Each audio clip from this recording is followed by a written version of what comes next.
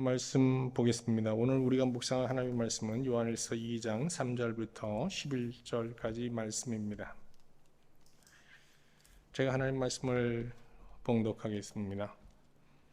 우리가 그의 계명을 지키면 이로써 우리가 그를 아는 줄로 알 것이요 그를 아노라 하고 그의 계명을 지키지 아니하는 자는 거짓말하는 자요 진리가 그 속에 있지 아니하되 누구든지 그의 말씀을 지키는 자는 하나님의 사랑이 참으로 그 속에 온전하게 되었나니 이로써 우리가 그의 안에 있는 줄을 아노라. 그의 안에 산다고 하는 자는 그가 행하시는 대로 자기도 행할지라. 사랑하는 자들아, 내가 새 계명을 너희에게 쓰는 것이 아니라 너희가 처음부터 가진 옛 계명이니 이 옛 계명은 너희가 들은 바 말씀이거니와 다시 내가 너희에게 새 계명을 쓰노니 그에게와 너희에게도 참된 것이라. 이는 어둠이 지나가고 참빛이 벌써 비침이니라. 빛 가운데 있다 하면서 그 형제를 미워하는 자는 지금까지 어둠에 있는 자요 그의 형제를 사랑하는 자는 빛 가운데 거하여 자기 속에 거리낌이 없으나 그의 형제를 미워하는 자는 어둠에 있고 또 어둠에 행하며 갈 곳을 알지 못하나니 이는 그 어둠이 그의 눈을 멀게 하였음이라. 아멘. 우리가 속해 있는 거의 모든 생활 영역에는요, 진리와 거짓이 혼재되어 있잖아요. 그렇지 않아요? 그러므로 우리가 이제 진리에 속한 참된 삶을 살려면 진리와 이 거짓을 구분할 수 있는 분별력이 있어야 되겠죠. 신앙의 영역도 마찬가지거든요. 신앙의 영역에도 진리와 거짓이 혼재되어 있어요. 요한 1서는 사도 요한이 거짓 선지자가 전하는 거짓 복음에 속아서 교회를 떠나 있는 신자를 돌아오게 하기 위해서 쓴 서신이잖아요. 이 서신에서 요한은 신앙의 영역에서 진리와 거짓을 분별할 수 있는 여러 가지 도구를 제시해요.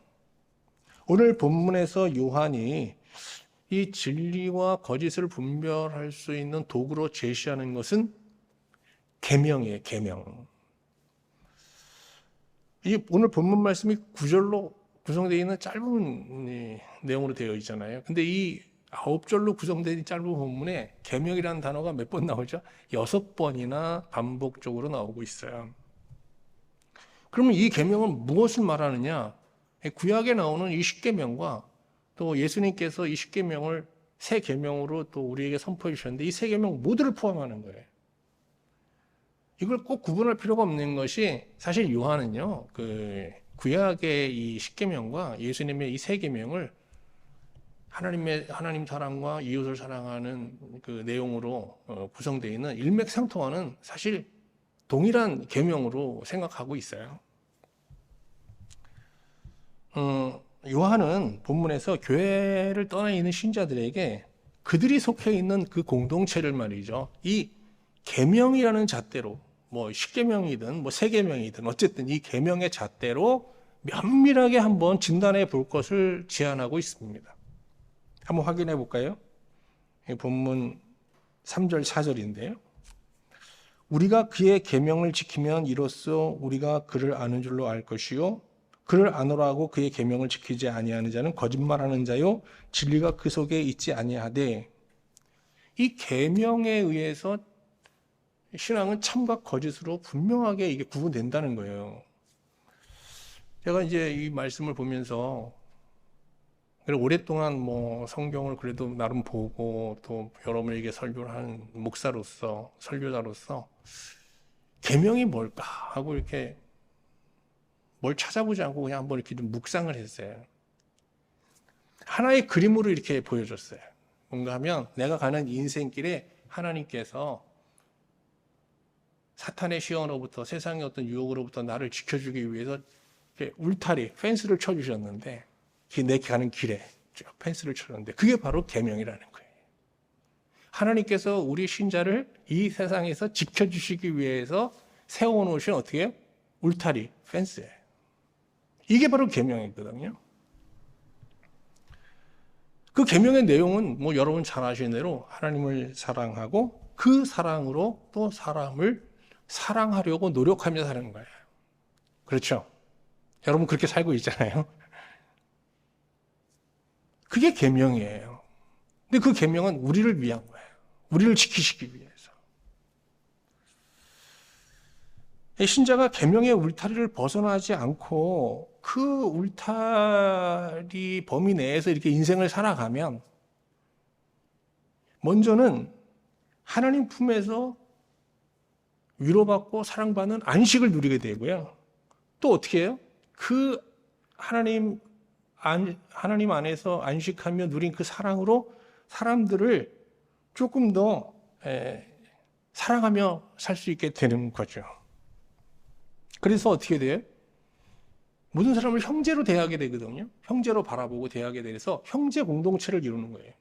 가족 안에서도 형제처럼 가족들을 대하고 누구든지 말이죠. 또 직장에서도 그렇고 이웃과의 모임에서도 그들을 형제로 대하는 거예요.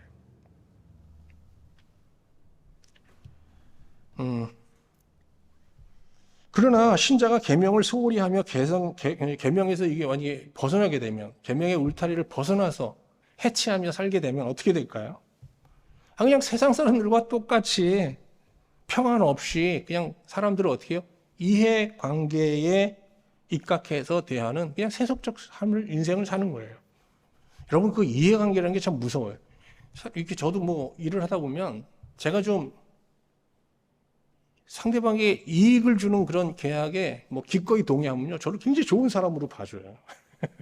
그런데 제가 조금 계약대로 하지 않고 조금 상대방에게 손실을 입히면 어떻게 해요? 바로 그냥 뭐 다 그런 건 아니지만 뭐 욕설도 듣고 때로는 모욕도 당하고 그러잖아요. 사람이 그냥 이해관계에 따라서 너무 달라져요.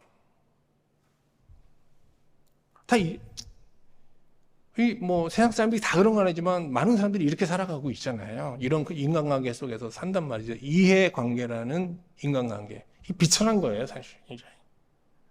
비참하잖아요, 우리가. 사실 동물과 다를 바 없는 거잖아요, 이게. 근데 오늘 이런 얘기를 하면서 요한은요, 교회를 떠나 있는 지금 신자들에게 과거 그가 선포했던 계명에 관련된 설교를 회고합니다. 한번 볼까요? 2장 7절 보세요. 사랑하는 자들아, 내가 새 계명을 너희에게 쓰는 것이 아니라 너희가 처음부터 가진 옛 계명이니 이 옛 계명은 너희가 들은 바 말씀이거니와 그랬어요. 무슨 얘기인가 하면, 그러면 그들이 이제 계명으로 그 공동체를 진단해야 되는데, 그러면 어떻게 그 계명이 뭐냐는 거예요. 근데 그 계명은 뭐 새로운 게 아니라 과거 요한이 십계명을 그들에게 설교하지 않았냐는 거예요. 그래서 여기 보면 너희가 들은 바 말씀, 너희라는 게 교회를 떠난 사람들이잖아요. 그러면 그들이 들었던 말씀이라는 게 뭐겠어요? 사도의 설교예요. 뭐에 대한 설교? 십계명을 주제로 한 설교예요. 그거를 기억하고 그것으로 한번 그 공동체를 진단해 봐라, 이런 뜻이죠. 여기서 우리는 쏠깃하게 되잖아요. 아니, 사도 요한이 십계명을 복음으로 해석해서 선포한 설교. 그 설교는 어떤 내용이었을까? 여러분 알고 싶지 않으세요? 그런데 요한일서에는 그 설교가 생략돼 있어요. 그리고 그 결론만 언급하고 있어요. 왜 그럴까요? 왜? 그 교회를 떠나 있는 성도들, 신자들조차도요, 사도 요한이 십계명을 해석한 그 설교를 분명히 기억할 수 있을 거라고 확신하고 있기 때문이에요. 그러니까 무슨 말인가 하면, 교회에 있을 때 요한은 성도들을 향해서 십계명을 해석하는 그 설교를 어떻게 해요? 정말 귀가 아프도록 외쳤던 거예요. 근데 현대인들은 어떻게 해요? 십계명 하면 어떻게 해요? 구약시대 그들의 계명으로 할지 우리의 계명으로 별로 그렇게 생각하지 않잖아요. 우리 관심 밖에 있는 그 십계명을 주 1세기 사도 요한의 지도 아래에 있던 소아시아 교회 성도들은 귀가 아프도록 듣고 있었던 거예요.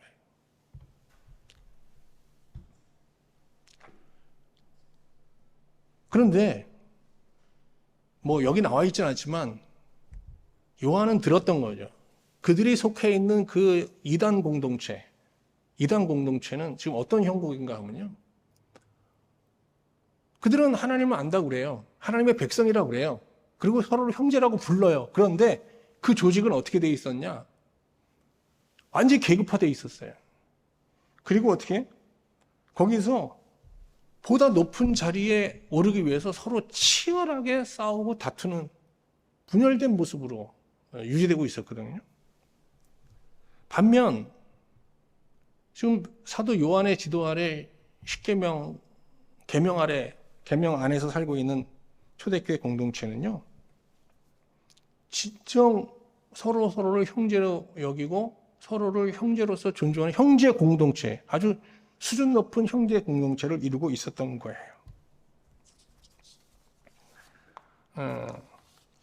저는 오늘 여러분과 함께 십계명을 복음으로 이렇게 해석하며 주 1세기 사도 요한이 소아시아 교회에서 십계명을 해석하며 선포했던 그 설교를 한번 복원해 보려고 합니다. 예, 잘 될지 모르겠지만 한번 여러분과 같이 시도해 보도록 하겠습니다. 그러면 지금부터 구약의 십계명을 한번 복음으로 이제 해석해 보도록 하겠습니다. 먼저 십계명을 복음으로 해석하기 전에 십계명의 기원부터 한번 살펴보겠습니다. 십계명은 하나님께서 이스라엘 백성에게 주신 거죠. 언제 주신 거죠? 하나님은 애굽에 종살이하던 이스라엘 백성들을 출애굽 시켰잖아요. 이게 구원이잖아요. 상황의 구원이에요. 상황적으로 구원해 주셨어요. 그리고 어떻게 시내산에서 언약을 맺으셨습니다. 언약이라는 건 하나의 혼인 예식이라고 보면 됩니다. 언약의 핵심 내용은 하나님이 이스라엘의 하나님이 되시고, 뭐 이스라엘의 남편이 되시고 이런 뜻이죠.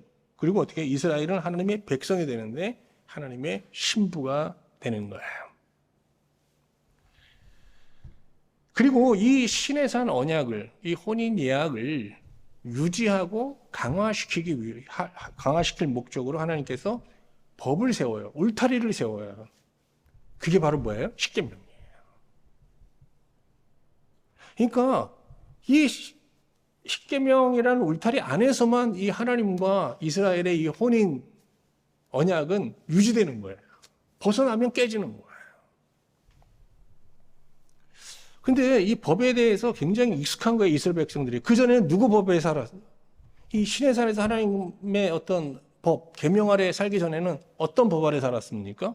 바로의 법 아래서 살았잖아요, 애굽에서. 바로의 법은 어떤 법이에요? 이거는 이스라엘 백성들의 뜻과 무관한 법이에요. 그냥 바로가 세운 거예요. 누굴 위해서? 바로 자신을 위해서. 그러니까 이게 너무 그 바로의 이익만을 대변하는 법이잖아요. 그러다 보니까 이스라엘 백성들이 너무 혹사당하니까 이스라엘이 대표를 뽑아서 바로에게 보내잖아요. 이 법을 좀 완화해달라고. 그랬더니 바로가 어떻게 해요? 이게 군기 빠졌네. 그러면서 어떻게 해요? 이 법을 더 엄하게 하여 짐을 가중시킵니다.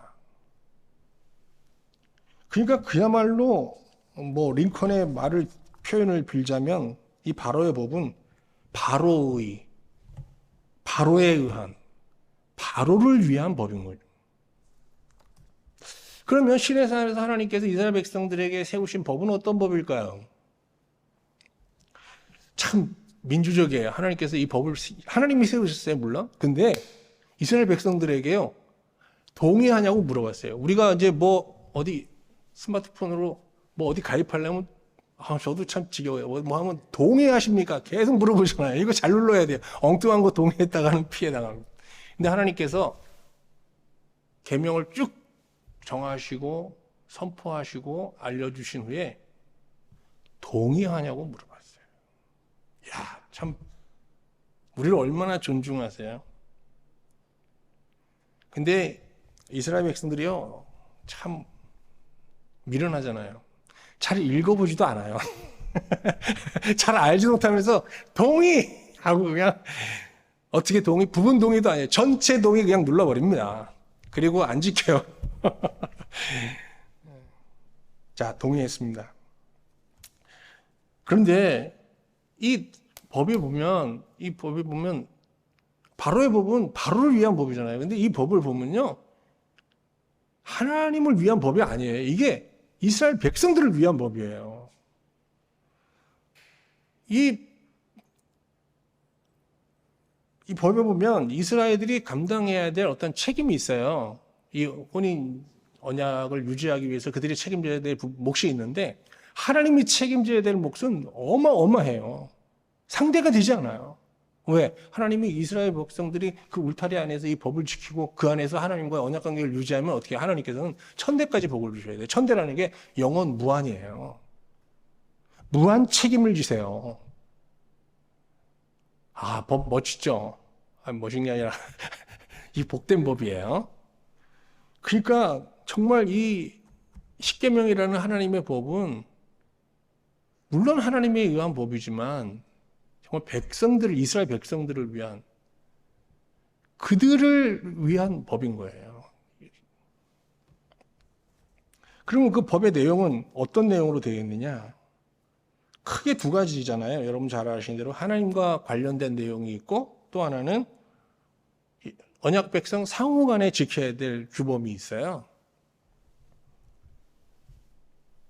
그래서 뭐 하나님 사랑과 이웃 사랑 이렇게 이제 보통 구분하죠. 그런데 여기서 중요한 거는 하나님을 사랑하는 게 우선이라는 거예요. 이 순서가 바뀌면 안 돼요. 이 형제를 사랑하고 사람을 사랑하는 계명이 먼저 1계명, 2계명이 오면 안 돼요. 1계명부터 4계명까지는 이제 하나님을 사랑하는 계명이고, 5계명부터 이제 10계명, 6개 계명은 이웃사랑의 계명인데, 이 순서가 바뀌면 안 돼요. 1, 2, 3, 4가 중요해요. 왜? 사람은요, 하나님의 사랑 안에 있을 때 이웃을 사랑할 수 있게 되는 거예요. 하나님과의 관계가 회복됐을 때 비로소 깨어진 인간과 관계를 회복할 수 있는 거예요. 그래서 하나님과의 관계가 상위적인 관계인 거죠. 자, 그러면 십계명 내용을 좀 더 자세히 한번 살펴볼까요? 자, 제1계명부터 보겠습니다. 여러분, 우리가 제1계명 하면 어떻게 생각하죠? 우리 출애굽기 20장으로 한번 가보세요. 출애굽기 20장에 이제 그 십계명이 이렇게 소개되어 있잖아요. 20장 가보면 우리는 어떻게 생각하는가 하면 3절부터 계명이 시작된다고 봐요. 너는 나 외에 다른 신을 두지 말라. 그런데 유대인들은요, 이걸 1계명으로 보지 않아요. 2절을 1계명으로 봐요. 2절이 뭐예요? 같이 한번 읽어볼까요? 2절 같이 봅니다. 시작. 나는 너를 애굽 땅 종되었던 집에서 인도하여 낸 내 하나님 여호와니라. 이게 계명이 아닌 것 같잖아요. 이걸 어떻게 계명으로 생각해요? 근데 유대인들이 이걸 계명으로 봐요. 왜? 어떻게 하라는 거예요? 하나님께서 애굽에서 종살이던 이스라엘 백성들을 어떻게 기억하여 구원하여서 어떻게 출애굽시켜서 시내산에 와서 언약 백성으로 삼으시고 하나님의 백성 삼으신 것, 이걸 어떻게 해요? 기억하는 것. 이게 1계명이에요.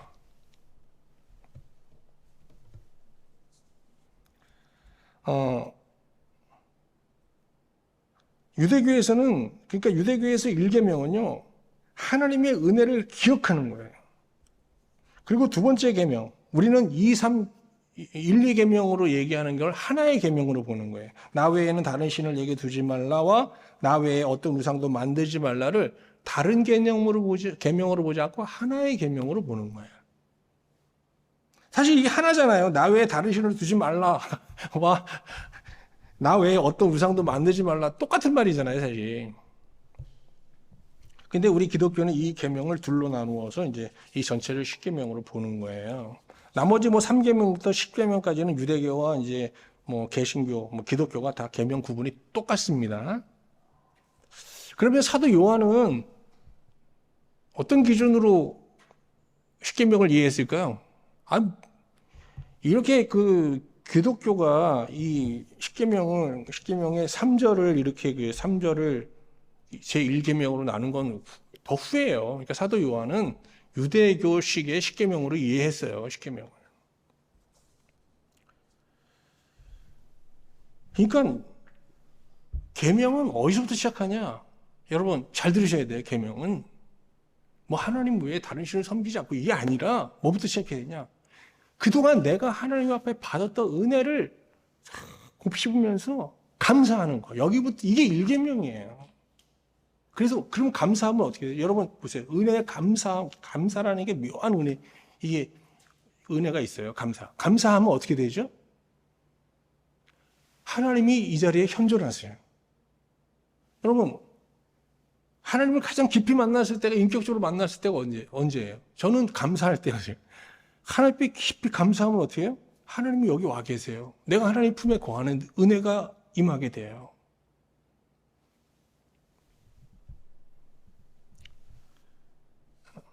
십계명 중 하나님의 출애굽을 기억하는 것은 모든 계명을 지킬 수 있는 토대가 되는 거거든요. 심령의 준비가 되는 거예요. 자, 이제 제 2계명으로 가보겠습니다. 2계명이 이제 너는 나 외에 다른 신을 두지 말라요. 20장 3절. 출애굽기 20장 3절에 나오죠. 너는 나 외에 다른 신을 내게 두지 말라. 이 히브리어 원문에는요. 직역하면 이렇게 되는 거예요. 내 얼굴 앞에 다른 신을 두지 말라. 그러니까 하나님과 이스라엘 백성 사이에 뭘 두지 말라는 거예요. 그 사이에 뭘 두면 어떻게 가려지잖아요.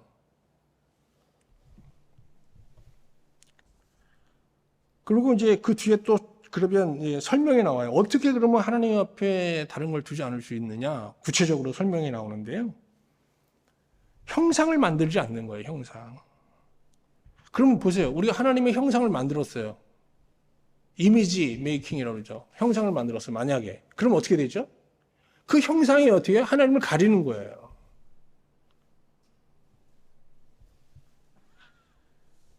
근데 우리가 만드는 형상이 뭘까요? 주로 어떤 걸까요?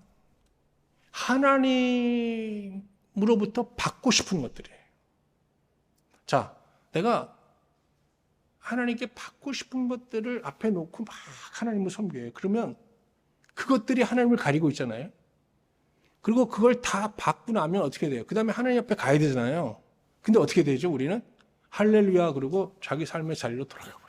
우리가 어린애들이 생일날 뭐 부모님으로부터 막 선물을 기다리다가 선물을 탁 주면 어떻게 해요? 엄마 아빠 고마워요. 그리고 어떻게 가지고 자기 방으로 쑥 들어가 버리는 거. 그런 거죠. 그러면 기독교 신앙에서 형상의 반대말은 뭐냐? 말씀이에요, 말씀. 그러니까 하나님을 그대로 믿는다. 하나님 그대로 믿는다는 건 말씀대로 믿는 거예요. 그럼 말씀대로 하나님을 믿는 신앙의 실체는 뭐냐? 하나님과의 인격적인 교제예요. 하나님 자체로 기뻐하는 거예요.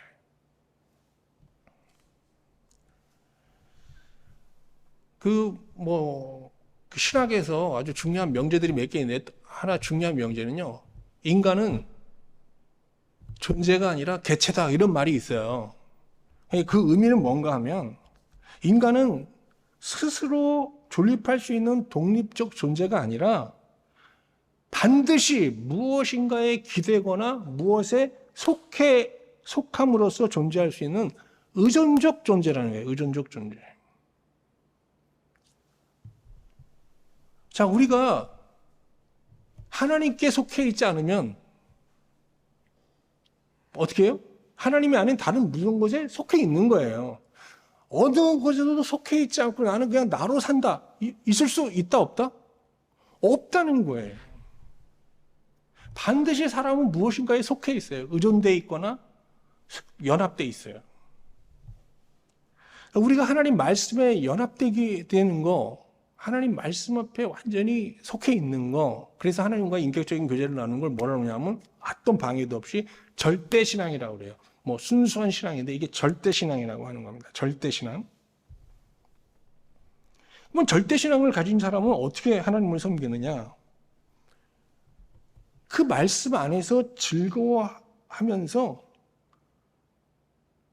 마치 시냇가에 심은 나무와 같이 하나님 안에서 순종의 열매를 맺으며 살아가는 거예요. 시편 1편 1절 3절을 한번 볼게요. 복 있는 사람은 그 중약해서 여호와의 말씀을 즐거워하여 주야로 묵상하는도다. 그는 시냇가에 심은 나무가 철을 따라 열매를 맺으며 그 잎사귀가 마르지 않음 같으니 그가 하는 모든 일이 형통하리로다.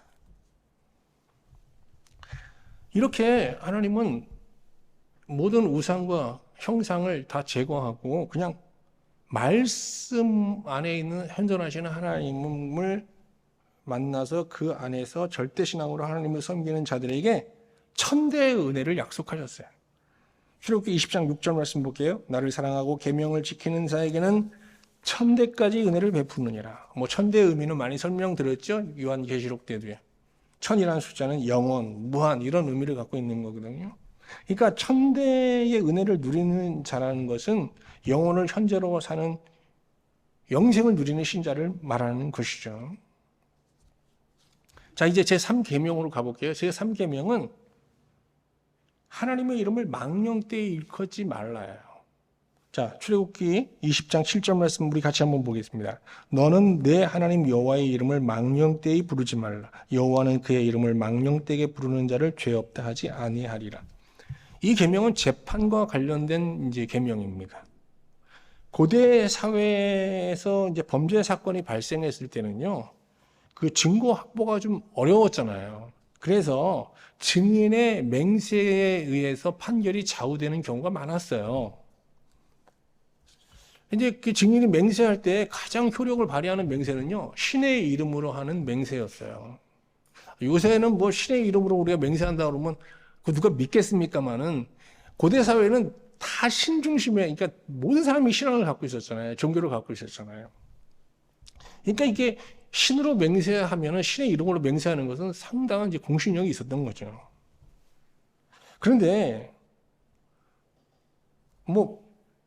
고대 사회에서도요, 좀 이기적인 본성으로 이렇게 본성에 의해서 사는 사람들 중에는요, 신의 이름으로 맹세하면서도 거짓을 얘기하는 사람들이 종종 있었던 거죠. 그러니까 제3계명이 뭘 말하는가 하면 절대 신의 이름으로 거짓된 것을 맹세하지 말라라는 뜻의 이제 명령인 거예요. 고대사회 법정에서 이렇게 거짓 맹세를 하는 거짓과 기만이 이렇게 가능했듯이 말이죠. 신앙 안에도 기만이 거짓이 있을 수 있죠. 근데 많은 부분이 거짓이 있지만 특별히 두 가지 면에서 이제 거짓이 있거든요. 하나는 자기 성찰이 결여된 이게 기독교 신앙의 기본은 자기를 하나님 앞에서 십자가 앞에서 자기를 보는 건데 이게 결여된 자기 기만이에요. 그걸 뭐라고 그래요? 예수님은 바리새인들이 대표적인 사람들이잖아요. 외식하는 자라고 그러는 거예요. 이 외식이 뭐예요? 자기 기만이에요. 자기를 속이는 거예요. 스스로 속이는 거예요.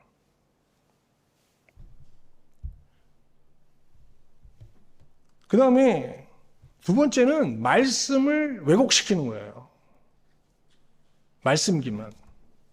자, 기독교 신앙의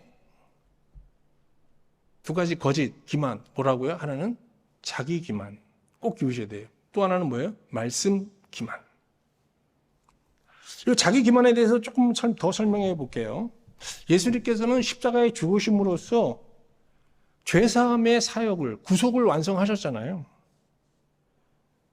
그렇지만 이 구속이라는 게 예수 그리스도께서 다 이루신 건 아니에요. 이것도 하나의 언약이거든요. 여기서 예수님께서 십자가에서 죽으신 건 예수님 몫이고 우리의 몫이 또 있어요. 죄사함을 받으면. 우리의 몫은 뭐예요?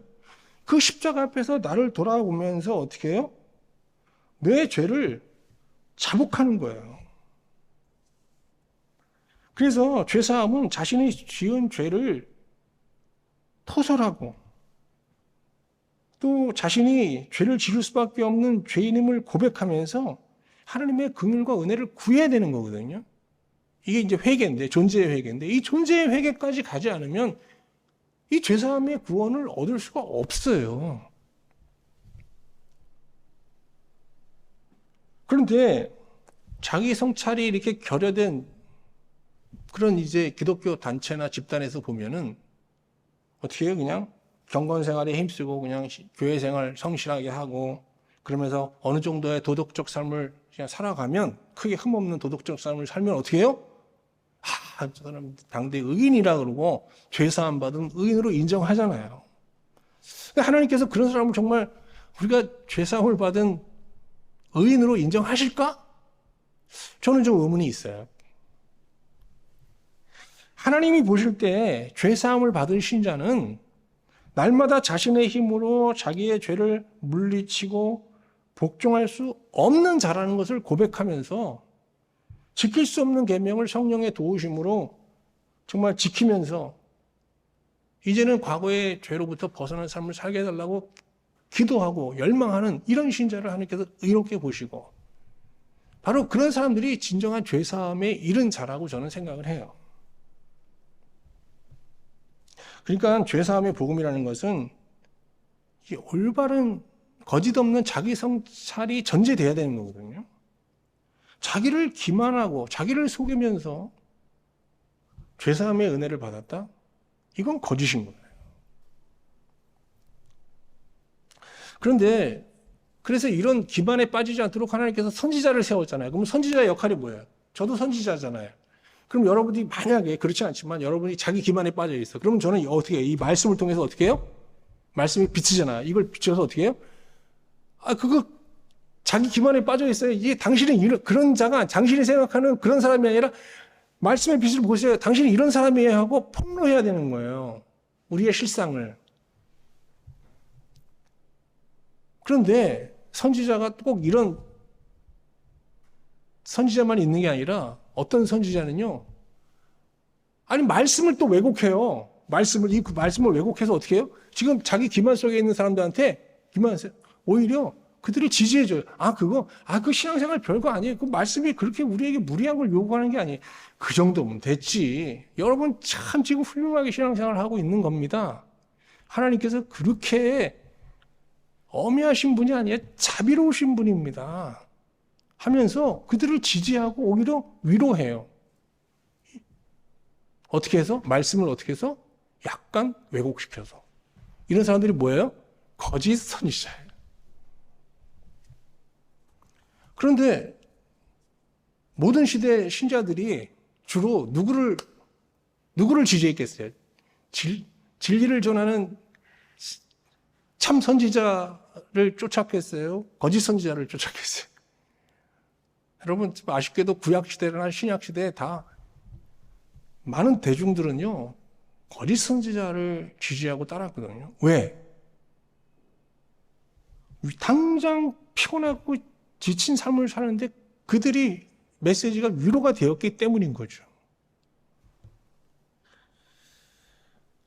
고달픈 인생을 사는 자들에게 거짓 선지자들이 전하는 메시지가 일시적인 위로와 쉼을 주는 건 부정할 수 없어요. 그런데 이렇게 되면요, 하나님의 말씀이라는 거는 뭔가 하면, 우리 인생에서 피곤할 때 잠시 들리는 이게 휴게소 수준으로 이제 전락하고 마는 거예요. 우리의 신앙이 휴게소 수준으로 그냥 해서 머물게 되는 거예요.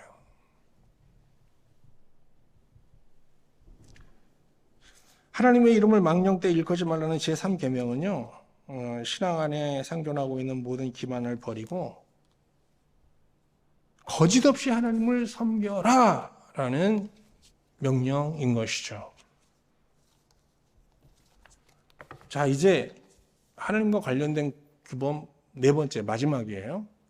네 번째는 안식일에 관한 것입니다. 출애굽기 20장 8절 볼까요? 안식일을 기억하여 거룩하게 지키라. 이 안식일 계명이 제일 중요하다고 볼 수가 있어요. 이 안식일 계명의 의미는요, 출애굽이라고 하는 출애굽, 엄청난 상황의 구원이잖아요. 시내산에 오기까지 이스라엘 백성들은요, 정말 기가 막힌 상황의 구원, 거의 기적에 가까운 상황의 구원들을 경험했어요. 얼마나 신나는 여정이었어요. 특히 가장 큰 게 뭐였죠? 10가지, 애굽에서의 10가지 재앙 기적도 놀라웠지만 가장 큰 거는 뭐예요? 홍해 기적이잖아요. 그런데 이 제4계명은요, 그 구원에 머물지 말고, 그 출애굽의 상황적 구원에 머물지 말고, 그 상황의 구원을 어떻게 하나님의 품에 거하는 안식의 구원으로 승화시켜라! 라는 명령입니다. 안식이라는 단어는 조금 더 승화된 구원의 세계를 말하고 있는 거예요. 실제로 이스라엘은 하나님과 언약을 맺고 이제 언약 계명 안에 거하려고 하는데 이게 단번에 된 건 아니에요. 금송아지 만들었다가 심판의 위험도 당하고 그러지만 어쨌든 이 신앙생활에서 그런 시행착오를 겪다가 어떻게 해요? 언약 안에서 하나님과 언약 관계를 누리면서 이 안식의 구원을 누리게 됩니다. 이거는 애굽에서 10가지 재앙의 구원을 받았을 때 홍해 기적 사건, 어떤 광야의 기적 사건에서 경험한 이런 상황의 구원과는 차원이 다른 구원이었어요. 이 구원을 출애굽기는 이렇게 기록하고 있습니다. 출애굽기 24장 10절, 11절 말씀을 제가 읽어드리겠습니다. 굉장히 중요한 구절이에요. 제가 읽어드릴게요. 이스라엘의 하나님을 보니 그의 발 아래에는 청옥을 편듯하고, 청옥이 나옵니다. 청옥하면 여러분 뭐가 나와요? 계시록에서 하나님께서 하나님 보좌가 나올 때 그 청옥, 유리바다 이런 단어가 많이 나오잖아요. 이게 바로 안식을 상징하는 거거든요. 자, 청옥을 편듯하고 하늘같이 청명하더라. 그 다음에 중요해요. 하나님이 이스라엘 자손들의 존귀한 자들에게 손을 대지 아니하셨고 그들은 하나님을 뵙고 어떻게 해요? 먹고 마셨더라. 하나님과의 친밀한 교제 속에 거하게 된 것이에요. 이게 뭐라고요? 바로 안식의 구원인 거예요.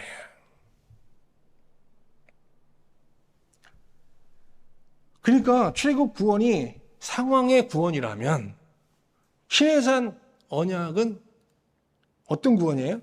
안식의 구원인 거예요. 그러니까 항상 우리 여러분 한 주 살면서 여러분 어떻게 상황의 구원 경험하셨나요? 저 요번 주에 어려운 일도 많았지만 참 기가 막히게 또 하나님의 또 은혜와 도움 속에서 이렇게 하여간 위험을 넘어가고 이렇게 해서 하여간 약간 간증할 게 있어요.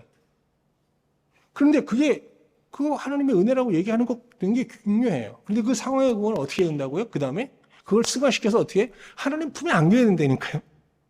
그래서 하나님 너무 감사합니다 하고 하나님과 누려야 되는 거예요. 거기까지 가야 되는 거예요. 그러면 어떻게 해요? 하나님의 사랑이 어떻게 우리 안에 스며들어서 어떻게 해요? 우리가 사람들을 대하는 태도나 우리가 인생을 바라보는 태도에 변화가 일어나는 거예요. 제4, 5계명, 6계명, 7계명, 8계명, 10계명을 지킬 수 있는 어떻게 해요? 힘을 얻게 되는 거예요. 그래서 1계명부터 4계명을 보세요. 처음에 뭐를 시작해요? 하나님 안에서 어떻게 해요? 하나님의 은혜를 기억하면서 감사하잖아요. 그리고 중간에 어떻게 돼요? 거짓을 다 몰아내는 거죠. 참된 신앙을 추구하잖아요. 그리고 어떻게 마지막 어떻게 돼요? 안식으로 끝나잖아요. 그러니까 1계명부터 4계명까지 잘 지키면 어떻게 되는 거예요? 하나님과 관계가 어떻게 돼요? 그냥 하나님과 우리 사이를 방해하는 모든 게 다 없어지고 어떻게 하나님과 안식하고 하나님의 품 안에 팍 안기는 거예요. 그러면 어떻게 돼요? 5계명부터 10계명을 지킬 수 있는 어떻게 해요? 역량이 생기는 거예요. 내적 역량이 생기는 거예요. 여기까지 잘 오셨죠? 굉장히 여러분 어려운 얘기인데 이거 잘 따라오셨어요.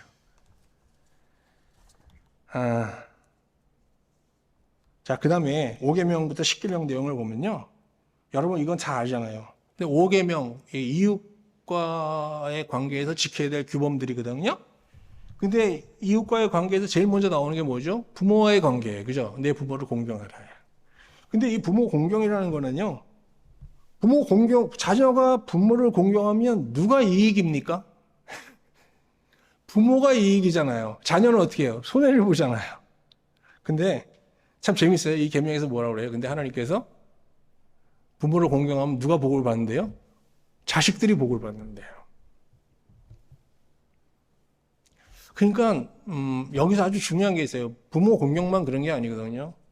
우리가 이웃을 사랑하며 살면은 항상 어떻게 되죠? 손해를 감수해야 돼요. 근데 하나님께서 그때마다 이 계명을 통해서 주시는 말씀은 너 손해 봤지?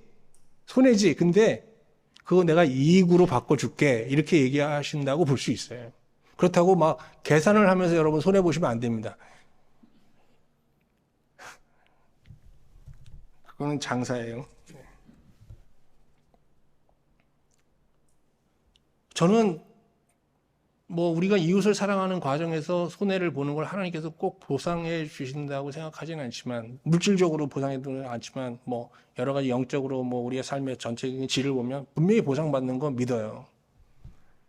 근데 여러분, 보상이 혹시 안 된다고 하더라도 우리는 이 계명에서 벗어나면 안 되는 거예요. 왜? 벗어나는 순간 어떻게 돼요? 이익이 아니라 어마어마한 해를 당하기 때문인 거죠. 이익이 없더라도, 이익이 있긴 있는데요, 없더라도 이 길을 가야 되는 거예요. 자, 그럼 예수님께서는 어떻게 이 십계명을 해석했는지 볼까요? 예수님께서는 이 십계명을 10개로 되어 있잖아요. 이걸 하나의 계명으로 그냥 압축해 버리셨어요. 요한복음 13장 34절, 새 계명을 너희에게 주노니 서로 사랑하라. 내가 너희를 사랑한 것 같이 너희도 서로 사랑하라. 여기 보면 내가 너희를 사랑한 것 같이 너희도 사랑하라 그러니까 이게 누구 사랑으로 사랑하라는 거예요? 아가페, 하나님의 사랑으로 사랑하라는 거잖아요. 그러니까 어떻게 하라는 거예요? 이게 두 계명이에요. 하나님을 사랑해야 돼요. 그죠? 그래야 이웃을 사랑할 수 있다는 거예요. 똑같은 얘기입니다. 그래서 십계명을 기가 막히게 하나의 계명으로 압축시키신 거죠. 로마서 13장 10절에 보면요, 바울도 예수님의 이런 그 계명 해석에 따라서 십계명을 이렇게 해석합니다. 사랑은 이웃에게 악을 행하지 아니하나니 그러므로 사랑은 율법의 완성이니라. 결국 그 십계명의 완성은 뭐예요? 마지막은 뭐예요? 하나님 사랑, 안식으로 끝나는 게 아니잖아요. 뭐로 끝나는 거예요? 이웃 사랑, 형제 사랑으로 끝나는 거. 이게 맞다, 이렇게 얘기하는 것이죠. 결론적으로 말씀드리면 뭐 그 구약의 십계명과 예수님의 선포하신 세 계명 다르지 않고 하나의 계명이다, 이렇게 보시면 되겠습니다. 그런데 이 계명의 기원이 되는 이 십계명은요, 신자에게 두 가지 미션을 제시하고 있잖아요. 하나의 미션은 뭐예요? 상황의 구원을 하나님께 구하는 거 잘못된 거 아니에요. 근데 그 상황의 구원을 어떻게 해요? 안식의 구원을 어떻게 승화시켜야 된다. 연결시켜야 돼요. 다른 하나는 뭐예요? 안식의 구원에서 누린 그 하나님의 사랑을 어떻게 해요? 은혜를 이웃에게 좀 다는 못하더라도 베풀며 살고자 해야 된다. 그런 노력은 있어야 된다는 거예요. 그러면 사도 요한의 지도 아래 하나님을 섬겼던 주 1세기 소아시아 교회 성도들은요, 어느 정도 수준에서 이 십계명을 지키며 그 십계명 안에서 하나님의 안식을 누리고 있었을까요? 또 어느 정도의 형제 사랑을 실천하며 살았을까요? 요한일서 2장 10절 11절 같이 보겠습니다. 그의 형제를 사랑하는 빛 가운데 거하여 자기 속에 거리낌이 없으나 그의 형제를 미워하는 자는 어둠에 있고 또 어둠에 행하며 갈 곳을 알지 못하나니 이는 그 어둠이 그의 눈을 멀게 하였습니다. 여기 보면 소아시아 초대교회 교회 성도들은요, 교회 안에서 형제와 어떤 관계를 맺었어요? 거리낌이 없는 관계를 유지하고 있었어요. 여기서 거리낌이라는 게 걸려 넘어진다예요. 여러분, 우리 주변에 있는 공동체를 한번 잘 보세요.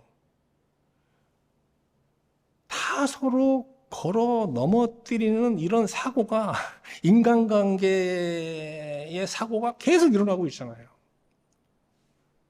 저도 이제 우리 아내로부터 이제 직장생활 얘기를 들으면서 또 지난 한 주 뭐 잘 화목한 편인데 직장이, 거기서 직장인들 간에 뭔가 오해로 서로를 걸려 넘어뜨리는 그런 얘기를 들었어요. 참 마음 아픈 얘기죠. 그런 일들이 비일비재하게 일어나고 있거든요. 교회 안에서 일어납니까? 안 일어납니까? 교회에서도 일어나는 거예요. 지금 그 교회를 떠나 있는 그 성도들이 거하고 있는 이 영지주의 이단에서는요, 이 일들이 막 빈번한 게 아니라 그냥 난장판에 이 계급을 정해놓고요, 그냥 높은 자리에 놓고 서로 매일 권력 다툼을 하고 있는 거거든요. 그런데 소아시아 교회는 어땠느냐? 형제가 교회 안에서 형제가 형제를 넘어뜨리는 일이 일어나지 않았어요. 거의 일어나지 않았어요. 그건 어떻다는 거예요? 이 초대교회 성도들이 어떻게 해요? 그 계명 안에서 하나님의 안식을 누리면서 그 안식의 사랑으로 어떻게 서로를 어떻게 해요? 친정 하나님의 사랑으로 존귀하게 형제로 섬기고 있었다는 거예요.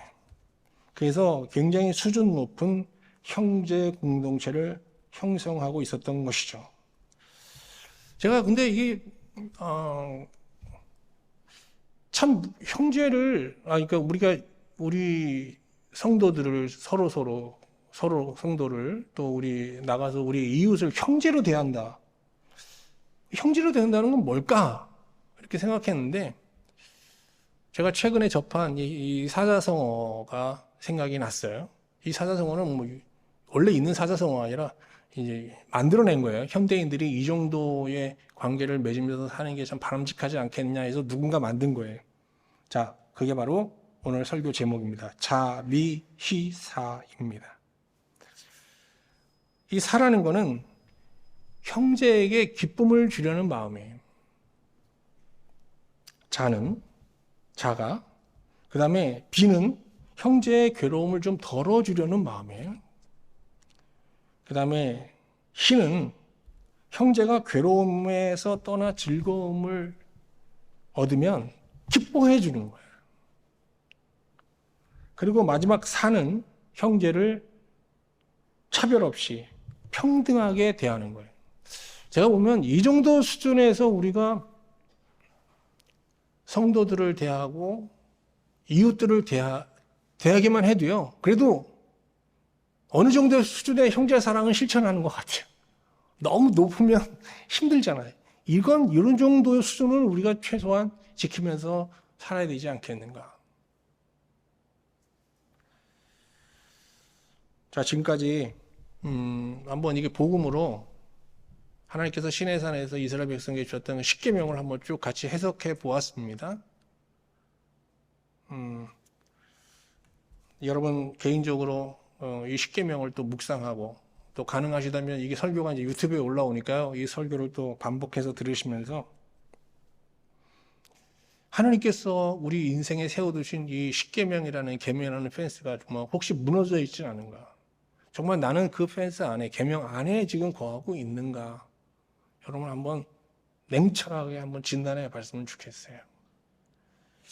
그리고 나아가서 내가 속해 있는 공동체에 혹시 형제가 형제를 넘어뜨리는 일이 발생하고 있지는 않은가? 또 내가 그 넘어뜨림을 당한 자이거나 또 넘어뜨린 주체는 아닌가? 이렇게 한번 돌아보면서 여러분들이 정말 계명 안에 완전히 거할 수 있기를 바라고요. 그 계명 안에서 하나님의 안식과 정말 사랑을 경험하는 가운데 여러분 그 사랑으로 넘어져 있는 형제를 일으키고 또 여러분들이 누굴 넘어뜨렸다면 그를 찾아가서 그에게 용서를 구하면서 여러분 정말 우리 소아시아 주 1세기 소아시아 교회 성도들처럼 여러분의 속해 있는 모든 공동체가 정말 서로 거리낌이 없는 아름다운 형제 공동체로 회복되는 은혜가 함께하기를 주님의 이름으로 축원합니다.